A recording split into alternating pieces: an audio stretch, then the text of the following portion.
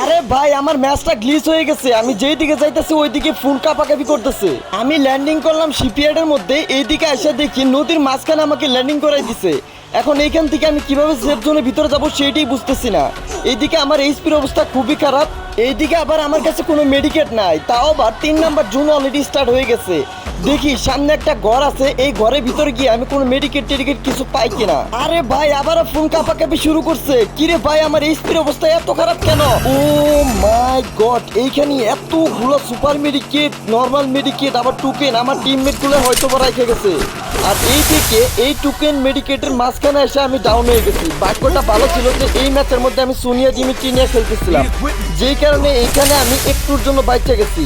Final fight কিন্তু already শুরু হয়ে গেছে, তাড়াতাড়ি করে আমার সেফ জোনের ভিতরে যেতে হবে, তা না হলে আবার ওইখানে এলিমিনেট হয়ে যাব। তোমরা যারা যারা এখন এই ভিডিওটা দেখতেছো অবশ্যই ভিডিওতে একটা করে লাইক এবং চ্যানেলটা সাবস্ক্রাইব করে দিবা।